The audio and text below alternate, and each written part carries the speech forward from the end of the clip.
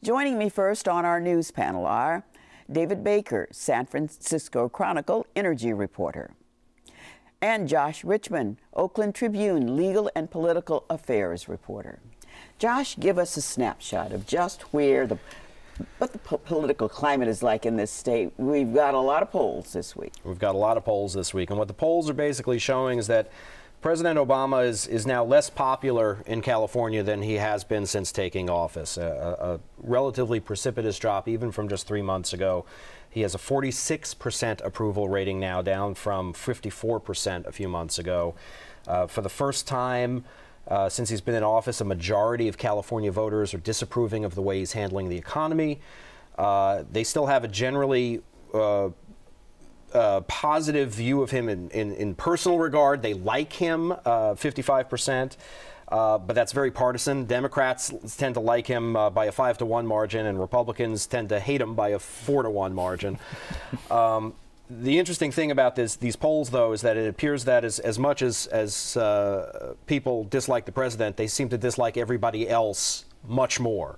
Another poll came out showing that he has double-digit leads over the two presumptive Republican frontrunners, a 13-point lead over Mitt Romney, a 19-point lead over Rick Perry, and the other Republicans really aren't necessarily even on the map, according to these polls. Slightly more than 1 in 5 of Republicans in this state are self-identifying as Tea Party people, and Republicans who are identifying as Tea Party people are very happy with the array of candidates that they've got to choose from in the GOP primary so far. The rest of the Republicans not so happy with their choices, and I think that's what's really driving a lot of these numbers. People hate Congress like never before, literally. In the 20 years that the field poll has been keeping track of this, they've never seen an approval rating of only 9% for Congress. But again, this is not necessarily good news for Republicans. When you break that down into approval of Democrats versus Republicans in Congress, 30% of Californians approve of Democrats, only 19% approve of the Republicans in Congress. So there's a lot of work to be done on both sides of the aisle here. Is it having an effect on any particular candidates that are within our area here? Absolutely. Well, so these polls also had numbers for Barbara Boxer, who just won election last year, but more importantly for Dianne Feinstein, whose term is up next year. Both the senators are at record lows approval ratings. Feinstein's is down to 41% at this point, which would seem very, very bad, except for the fact that she is generally seen as one of the Democratic Party's most popular figures in California, one of the most formidable fundraisers. There's some question about the security of her campaign finances right now. She was one of the apparent victims of this campaign treasurer scandal that's still unfolding.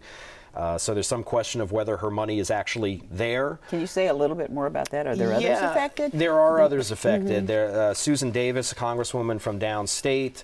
It appears State Senator Ted Lieu may have had some money disappear but then reappear. This is all related to Kinde Durkee, who's a California accountant that worked on countless campaigns in this state over the last couple of decades, who is now accused, is facing criminal charges on charges of embezzling millions of dollars from these candidates. So it's pretty sticky.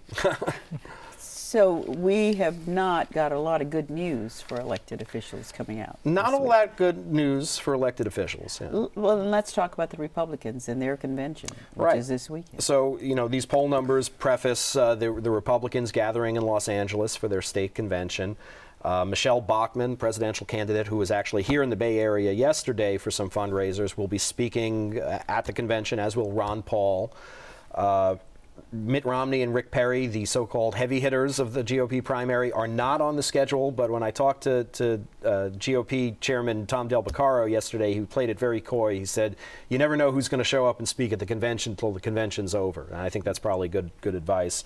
Mitt Romney is here in California at the moment doing fundraisers, so you never know if he might pop by. But the Republicans, you know, these poll numbers, I think, show that the Republicans have quite a task ahead of them. You know, they have to move mountains. And those mountains are the Sierra Nevada, because that's where the wave, the Republican wave of last year's election broke. We had a Democratic sweep in California, even as Republicans made gains almost everywhere else.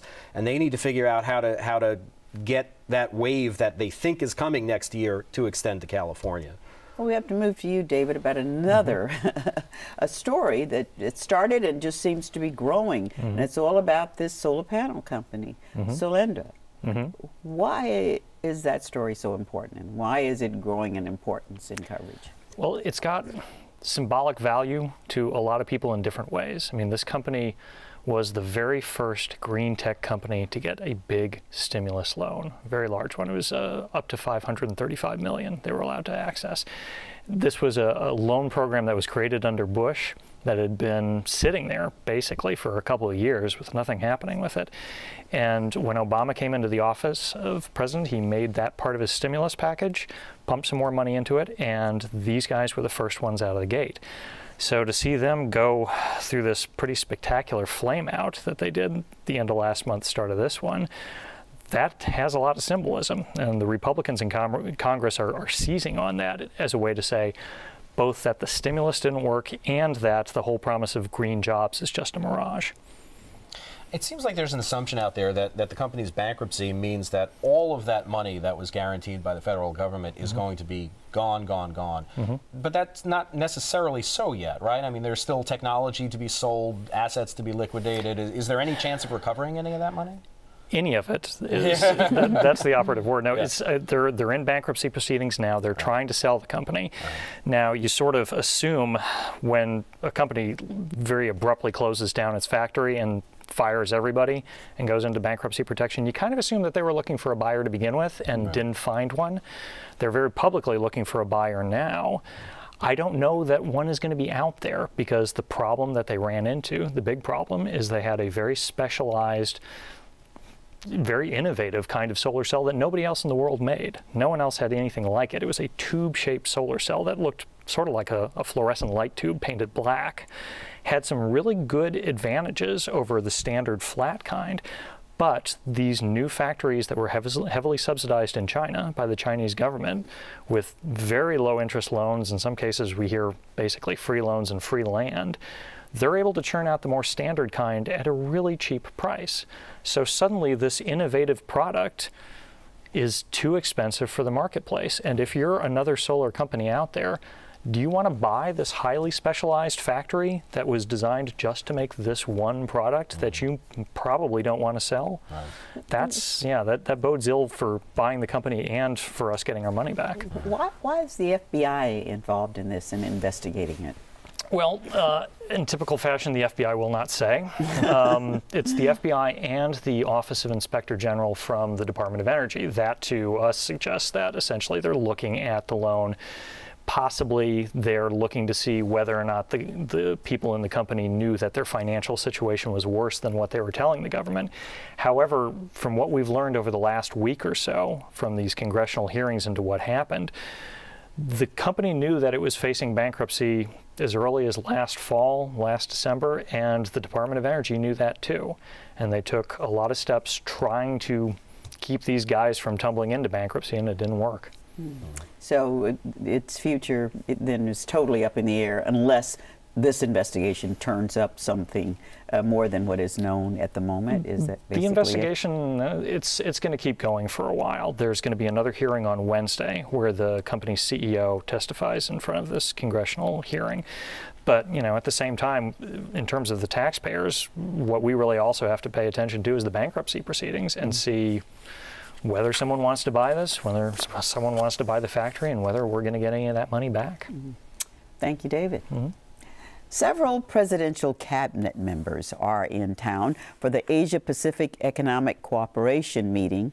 In her speech today, Secretary of State Hillary Clinton said for the first time in its history, the 21-nation organization was committing itself to improving economic opportunities for women. We will adopt a declaration for the first time in APEC's history that will affirm this organization's and each member economy's commitment to improving women's access to capital and markets.